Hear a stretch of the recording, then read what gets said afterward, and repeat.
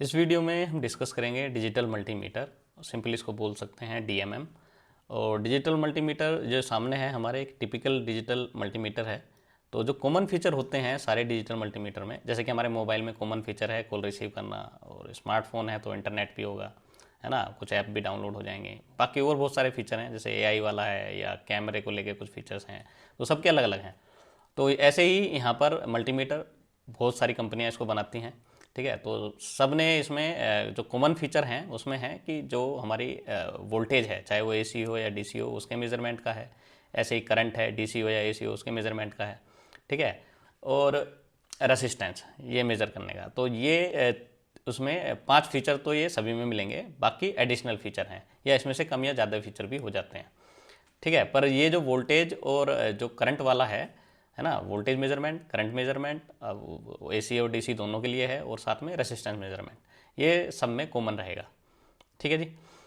तो अब इसको देख लेते हैं कि ये टिपिकल मल्टीमीटर है, किसी कंपनी का है, तो इसको मैंने थोड़ा हाइड कर दिया है, ठीक है जी। तो यहाँ पर ये वोल्टेज, तो ये जो साइन देख रहे हो, है ना, ये डैश वाला साइन, ये डीसी इंडिकेट कर रहा है, ठीक है। ये वाला साइनोसॉइडल एक वेव सी बनी हुई है, तो ये एसी इंडिकेट कर रहा है, ठीक है। ये रेसिस्टेंस वाला है, 200 से लेके साइन बना हुआ है ओम का, ठीक है। तो ये रेसिस्टेंस इंडिकेट कर रहा है, और यहाँ पर इसकी रेंज है, तो 200 ओम से लेके 2000 ओम, 20 kilo ohm, 200 kilo ohm, 2000 kilo ohm तक की इसकी रेंज जा रही है। ऐसे ही फिर यहाँ पर आते हैं करंट के लिए, तो यहाँ पर ये डीसी करंट, ठीक है। यहाँ पर इसका डीसी करंट वाला ये यहाँ पर साइन है, तो ये डीसी करंट मेजर करने के लिए है। ऐसे ही ये 10 एम्पियर, यहाँ पर भी ये साइन है, ये डीसी करंट मेजर करने के लिए है, ठीक है। तो ये रेड में शो किया हुआ है, तो यहाँ पर अब इसको देखेंगे, तो जो कॉमन वाला है, कॉमन में इस ब्लैक वाले को, है ना, इस ब्लैक वाले को कनेक्ट करते हैं। और जो रेड है, अगर हमें वोल्टेज मेज़र करनी है तो किसी भी रेंज की हो, रेसिस्टेंस मेज़र करना है किसी भी रेंज का हो, पर जो करंट है वो मिली एम्पियर की रेंज में होने चाहिए, ठीक है। तो उसमें जो रेड वाला जो है, जो रेड वाली जो प्रोब है, उसको यहाँ पर कनेक्ट करेंगे, ठीक है। अगर एम्पियर की रेंज में करंट मेजर करना है तो रेड वाले को इस पे मेजर करेंगे, सिर्फ ये इसके लिए है स्पेशली अलग से, ठीक है। तो ये सिर्फ एम्पियर रेंज की जो करंट है उसको मेजर करने के लिए, ठीक है जी। इसमें और फीचर दिए हुए हैं। इस नोब को, ये रोटेटरी स्विच है ना, तो इसको पहले सेलेक्ट करना पड़ता है, ठीक। तो इस पर ये कनेक्ट करेंगे यहाँ पर, इस वाली नोब को, यहाँ पर ये यहाँ पर इसमें ये एक निशान सा है ना, ये इसको यहाँ पर लेके आते हैं। तो ये कनेक्टिविटी चेक करने के लिए है, जैसे कोई सर्किट है उसमें काम नहीं कर रहा है ना, तो या किसी लीड की हमें चेक करनी है, जैसे आयरन है, घर में आयरन है, टीवी है या कुछ और है ना, वहाँ पावर सप्लाई नहीं जा रही, रेस्पॉन्स नहीं कर रहा, तो क्या करते हैं, कनेक्टिविटी चेक करते हैं। तो कनेक्टिविटी चेक करने के लिए ये है, तो ये बीप का, यहाँ पर ये साउंड का साइन सिंबल बना हुआ है, तो ये बीप का साइन है। ये फ्रिक्वेंसी मेजरमेंट करने के लिए, ये एचएफई है, ये करंट रेशो, जो बीजेटी करंट रेशो है, आउटपुट डिवाइड बाय इनपुट, ठीक है। तो IC divide by IB common ammeter के केस में ये उसको मेज़र करता है। ये पीएनपी और एनपीएन ट्रांजिस्टर हैं, ये उनको टेस्ट करने के काम में आता है, ठीक है। तो ये एडिशनल फीचर हैं, तो इनको हम डिस्कस नहीं करेंगे। जो हम रेसिस्टेंस मेजरमेंट, वोल्टेज मेजरमेंट और करंट मेजरमेंट वाला है उसको हम डिस्कस करेंगे उसका ब्लॉक डायग्राम से, ठीक है जी। तो इसको यूज़ करते हैं, इसको यूज़ करने का तरीका भी देखो, समझ लो। अगर हम रेसिस्टेंस मेज़र कर रहे हैं तो दोनों प्रोब के बीच में यहाँ पर रेसिस्टेंस आएगा, ठीक है। और ये ब्लैक वाली कॉमन पे कनेक्ट होगी, और रेड वाली जो है इस वाली प्रोब पे कनेक्ट होगी, तो ये रेसिस्टेंस बता देगा, ठीक है। इसके इंटरनल में एक बैटरी भी होती है, ठीक है। अब डिजिटल मल्टीमीटर बोलते हैं, तो डिजिटल मल्टीमीटर का मतलब है कि जो भी क्वांटिटी है, तो जो हम इसमें इनपुट देते हैं वो तो सारी जो है हमारी एनालॉग क्वांटिटी है, चाहे साइनसोइडल सिग्नल हो, चाहे करंट हो, है ना, वोल्टेज हो, या रेसिस्टेंस है, तो रेसिस्टेंस कोई इस तरह का कोई सिग्नल प्रोड्यूस नहीं करता, पर इसमें इंटरनल एक बैटरी है, और वो खुद इसको यहाँ पर जो है करंट सप्लाई करती है। तो मल्टीमीटर इसको करंट सप्लाई करेगा, इसके अक्रॉस जो वोल्टेज होगी उसको वो मेज़र करेगा, और उसके अकॉर्डिंग वो फिर आउटपुट देगा, ठीक है। तो इसको भी आगे डिस्कस करेंगे, ठीक है जी। तो ये हो गया रेसिस्टेंस, इस तरह मेजर करना है। वोल्टेज मेजर करनी है, सपोज करो ये सर्किट है, यहाँ पर एक रेसिस्टेंस दिया हुआ है, इसके अक्रॉस मुझे वोल्टेज मेजर करनी है, तो इसके शंट में इसको कनेक्ट करेंगे। तो ये ब्लैक वाली इधर हो गई और रेड वाली जो है वो इधर हो गई, तो ये रेड वाली है प्रोब, ठीक है। तो इस तरह तो हम यहाँ पर इसका वोल्टेज मेजर कर सकते हैं। तो डिपेंड करता है कि वोल्टेज आपकी डीसी है, यहाँ पर डीसी है, तो इस स्विच को आपको डीसी वोल्टेज लाना पड़ेगा। तो रेंज सेलेक्ट करनी पड़ेगी, है ना। अगर आपने कोई रेंज सेलेक्ट की हुई है, सपोज करो आपने यहाँ पर इसको किया हुआ है और यहाँ पर जो आ रहा है वो 0 आता है और ये बीप की आवाज़ होती है, तो इसका मतलब है रेंज आपको बढ़ानी चाहिए, तो फिर रेंज बढ़ा दोगे। ठीक है, इस तरह का चलता है। ऐसे ही जब करंट मेजर करनी है, तो करंट मेजर करनी है किसी सर्किट की, तो ये जो प्रोब कनेक्ट करनी होती हैं ये सीरीज में कनेक्ट करनी होती हैं, जैसे अमीटर को कनेक्ट करते हैं। तो करंट मेजर ऐसे ही होगी जैसे अमीटर को मेजर करते हैं, जैसे अमीटर आप लगा के मेजर करते हैं, तो इसके सीरीज में, तो जो लोड है उसके सीरीज में प्रोब कनेक्ट करते हैं। ठीक है, करंट मेजर करने के लिए। तो यहाँ पर ये ब्लैक हो गया, ये रेड हो गया और ये इधर हमारा DMM हो गया। ठीक है, तो DMM एज ए यूज़ कर रहे हैं हम एज एन अमीटर, तो इस तरह का। ठीक है जी, तो इस तरह का इसका यूज़ है। अब आते हैं इसके ब्लॉक डायग्राम पे। तो ब्लॉक डायग्राम में जो एनालॉग टू डिजिटल कन्वर्टर है वो हमने लिया है रैम टाइप डिजिटल वोल्टमीटर को, तो जो प्रीवियस लेक्चर में हमने डिस्कस किया था, तो एनालॉग टू डिजिटल कन्वर्टर का काम कर रहा है वो। ठीक है, यहाँ पर प्रिसीजन फुल वेव रेक्टिफायर का एक सर्किट है। प्रिसीजन फुल वेव रेक्टिफायर का मतलब ये है, बस इसका फंक्शन समझ लो कि जो हमने अभी तक जो रेक्टिफायर पढ़े हैं तो उसमें हाफ वेव वाला पढ़ा है। अगर सिलिकॉन डायोड ले रहे हैं तो 0.7 वोल्ट का ड्रॉप आता है, सेंटर टेप वाले में भी 0.7 वोल्ट का ड्रॉप आता है। ठीक है, पर ब्रिज रेक्टिफायर में 1.4 वोल्ट का ड्रॉप आता है। जो प्रिसीजन फुल वेव रेक्टिफायर होते हैं उनमें कोई ड्रॉप नहीं आता है, वो एम्पलीफाई कर देते हैं सिग्नल को, जितना भी वो लॉस होता है उसको वापस वो उस फैक्टर से वो एम्पलीफाई कर देते हैं, या उससे ज़्यादा भी। ठीक है, तो एम्पलीफाई कर देते हैं, तो उससे क्या होता है, जो हमारा सिग्नल जो यहाँ पर ये रिड्यूस हुआ डायोड की वजह से, सही है, तो प्रिसीजन फुल वेव रेक्टिफायर में इस तरह का कुछ होता नहीं है। ठीक है, तो जो आएगा उसको जस्ट वो DC में कन्वर्ट करेगा। तो पीक वोल्टेज जो इनपुट की है AC की, वही पीक वोल्टेज जो इसके आउटपुट पे आएगी। ठीक है, उसके बाद उसको क्या करते हैं, DC में कन्वर्ट कर लेते हैं। तो DC में कन्वर्ट करने के बाद, तो DC में कन्वर्ट किस तरह करते हैं वो देख लो। देखो इस तरह की वेव फॉर्म बन के आएगी रेक्टिफायर की, तो यहाँ पर क्या लगाते हैं, यहाँ पर सैंपल एंड होल्ड सर्किट लगा देते हैं। तो सैंपल एक स्विच है, ये कंटिन्यूस है ना, ये सैंपल बनाता रहता है, और एक यहाँ पर लगा देते हैं कैपेसिटर। ठीक है, तो ये वाला जो है इसके इनपुट पर जाएगा। तो यहाँ पर स्विच पे एक स्विच लगा दिया, एक मोसफेट टाइप का होता है ना, उसको यहाँ पर मोसफेट कनेक्ट कर देते हैं, और वो क्या करता है, वो एक सर्टेन फ्रीक्वेंसी से वो ऑन ऑफ होता रहता है। तो ऑन ऑफ होने का मतलब है कि ये यहाँ पर जो कैपेसिटर है ये उससे चार्ज होता रहेगा। तो जो भी मैक्सिमम सैंपल आता है, जैसे कि अब इसमें सैम्पलिंग करेंगे, तो यहाँ पर सैम्पलिंग करने के लिए वो इस तरह की सैंपल की वो बन जाते हैं। ठीक है, तो इस तरह का है। तो ये बाकी का हटा दो, बस ये जो सैंपल है यही बचेंगे। ठीक है, तो इसको मैं हटा देता हूँ। हाँ, तो इस तरह का आएगा।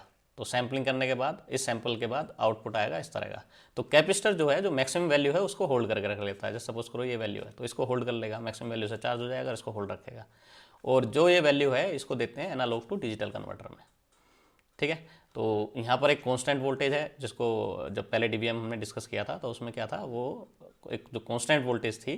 ठीक है, तो उसको मेजरिंग इनपुट बोला था कि जिसको मेज़र कर रहे हैं, तो वोल्टेज टू बी मेजर्ड वो है, तो वो DC में उसको देनी होती है, और उसके बाद वो उसको डिजिटल में कन्वर्ट करके डिस्प्ले करा देगा। अब आते हैं यहाँ पर किस तरह हम मेज़र करते हैं। जैसे कि रेसिस्टेंस मेज़र करना है, तो रेसिस्टेंस ये इनपुट प्रोब है, तो यहाँ पर आप रेसिस्टेंस कनेक्ट करोगे। ठीक है, दोनों से। तो यहाँ पर क्या है, जब उसको आप रोटेटरी स्विच को रेसिस्टेंस वाले उस पर है ना, उस पर उसको मार्क करोगे, तो कांस्टेंट करंट सोर्स जो है वहाँ से करंट देगा। तो यहाँ से इसमें करंट आएगा, तो करंट आएगा तो इसके अक्रॉस एक वोल्टेज डेवलप होगी। तो वोल्टेज जो डेवलप होगी उसको ये क्या कर लेगा, यहाँ से उस वोल्टेज को बफर एम्पलीफायर यूज़ होता है आइसोलेशन प्रोवाइड करने के लिए। ठीक है, तो आइसोलेशन का मतलब क्या है कि जो इधर वाला सर्किट है वो इस सर्किट पे, यानी यहाँ पर इस पर कुछ भी इफेक्ट नहीं डालता, तो कुछ भी लोड नहीं रहता है, मतलब ये है। तो लोडिंग इफेक्ट, तो आइसोलेशन प्रोवाइड करता है, या इसको बोल सकते हो टू अवॉइड लोडिंग इफेक्ट। ठीक है, लोडिंग इफेक्ट को अवॉइड कराते हैं। तो लोडिंग इफेक्ट में क्या है कि अगर ये सर्किट इसको डायरेक्ट कनेक्ट कर दें, तो इसकी भी जो करंट है वो भी इसके साथ या तो इंक्रीज हो जाएगी या डिक्रीज हो जाएगी, जिससे कि जो रीडिंग है वो इनकरेक्ट आएगी। ठीक है, तो यहाँ पर लोडिंग इफेक्ट रिमूव करने के लिए बीच में लगाया बफर एम्पलीफायर। तो बफर एम्पलीफायर क्या करता है, इस पूरे सर्किट को जिसमें करंट वाला है, जो करंट सोर्स है, जो वोल्टेज इसमें यहाँ पर वोल्टेज डेवलप हो रही है इस करंट सोर्स की वजह से, वो सर्किट अलग है, और ये वाला जो मेजरिंग वाला सर्किट है ये बिल्कुल अलग है। ठीक है, तो दोनों अलग अलग सर्किट हैं। ठीक है, इस बफर एम्पलीफायर की वजह से। तो बफर एम्पलीफायर क्या कर रहा है, आइसोलेशन प्रोवाइड कर रहा है जो प्रीवियस स्टेज है और जो नेक्स्ट स्टेज है उन दोनों के बीच में, और दूसरे वर्ड में बोल सकते हो कि लोडिंग इफेक्ट को अवॉइड कर रहा है। ठीक है, तो आइसोलेशन का मतलब है कि उसके करंट से कोई लेना देना नहीं, पर हाँ जो वोल्टेज आई है वो voltage as it is output पे आएगी। ठीक है, तो हो सकता है इसमें बफर एम्पलीफायर लिखा है तो हो सकता है इसको एम्पलीफाई भी करा रहे हो, तो वो कैलिब्रेटेड होता है कितना एम्पलीफाई कराना है, तो उसमें कुछ कैलकुलेशन है। तो जैसे कि जो V इक्वल्स टू है, V इक्वल्स टू होता है I मल्टीप्लाई बाई R। ठीक है, तो R आपका नोन है जिसको आप मेज़र करने के लिए हो, I जो है कॉन्स्टेंट करंट सोर्स वाला ये आपका नोन है। ठीक है, तो ये नोन है, और वोल्टेज जो है जो इसके अक्रॉस आएगी वो भी नोन है, तो R की वैल्यू आप इन दोनों से निकाल सकते हैं। तो वैसे ही यहाँ पर ये कैलकुलेशन करके और उस वैल्यू को यहाँ पर आउटपुट पे कैलिब्रेट करा देते हैं। ठीक है, तो वो जो आउटपुट वैल्यू आती है वो रेजिस्टेंस की वैल्यू आ जाएगी। अब आज में दो केस और हैं, तो दो चीज़ ध्यान रखनी है इस सर्किट में। अगर करंट हमें मेज़र करनी है तो करंट को, फर्स्ट केस है अगर करंट है कोई तो उसको वोल्टेज में कन्वर्ट करेंगे। ठीक है, तो करंट को वोल्टेज में कन्वर्ट करते हैं क्योंकि यहाँ पर डीवीएम लगा हुआ है, तो रेसिस्टेंस भी मेज़र कर रहे हैं तो उसको भी क्या करा हमने वोल्टेज में कन्वर्ट कर दिया, उसके अक्रॉस हमने एक कांस्टेंट करंट, उसके थ्रू एक कांस्टेंट करंट सोर्स से हमने करंट दी, तो वोल्टेज डेवलप हुई और उसको मेज़र किया, तो यहाँ पर डीवीएम लगा हुआ है। ठीक है, तो जितनी भी क्वांटिटी हैं उन सबको कन्वर्ट करेंगे वोल्टेज में। तो अगर करंट है तो उसको वोल्टेज में कन्वर्ट करेंगे, रेसिस्टेंस है, ठीक है, तो उसको इंटरनल करंट सोर्स है, तो उसमें एक बैटरी भी होती है, मल्टीमीटर में एक बैटरी भी होती है, तो जब रेसिस्टेंस मेजर करेगा तो वो क्या करेगा वहाँ से उसको करंट प्रोवाइड करेगा और वो भी वोल्टेज में करंट कन्वर्ट हो जाएगा। ठीक है, क्योंकि नॉन है तो वो सारी चीज़ें निकाल लेता है। तीसरी चीज़ है जो वोल्टेज, अगर इनपुट पे कोई वोल्टेज है तो वो वोल्टेज में ही रहेगी। ठीक है, पर अगर एसी वोल्टेज है या एसी करंट है, एसी वोल्टेज और एसी करंट, तो उसको वो कन्वर्ट करेगा पहले तो डीसी में। ठीक है, डीसी वोल्टेज या डीसी करंट में। ठीक है, या कुछ भी हो सकता है, मतलब कहने का मतलब ये है कि अगर करंट है तो करंट को पहले वोल्टेज में कन्वर्ट करके दोबारा डीसी में कन्वर्ट करेगा। तो ऐसा कर लेते हैं, तो एसी वोल्टेज को सीधा डीसी वोल्टेज में कन्वर्ट करता है, और अगर एसी करंट है तो पहले आई को वोल्टेज में कन्वर्ट करेगा और उसके बाद डीसी वोल्टेज में कन्वर्ट करेगा। ठीक है, तो यहाँ पर बस इस चीज़ का ध्यान रखना है।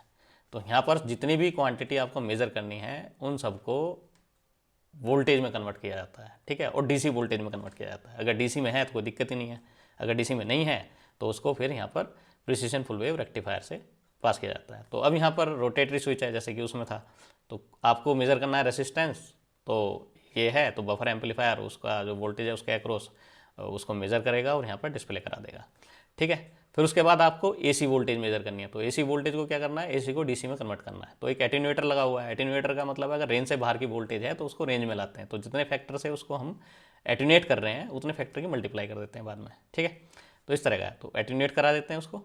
एटेन्यूएट कराने के बाद क्या किया यहाँ पर precision full wave rectifier circuit में दिया, तो ये क्या करेगा, जो भी एसी में जो वोल्टेज आए उसको डीसी में कन्वर्ट करेगा और रैम्प टाइप डीवीएम को दे देगा और वो उसको डिजिटल में डिस्प्ले करा देगा। ठीक है, फिर अगर एसी करंट है तो पहले करंट को वोल्टेज में कन्वर्ट किया, तो करंट टू वोल्टेज कन्वर्टर लगाना पड़ेगा और उसके बाद फिर क्या करना पड़ेगा, प्रिसीजन फुल वेव रेक्टिफायर को देंगे और उसका आउटपुट कहाँ जाएगा, एनालॉग टू डिजिटल कन्वर्टर में।